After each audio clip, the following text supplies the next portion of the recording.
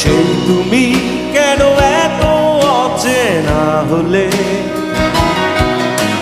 সেই আমি কেন তোমাকে দুঃখ দিলে,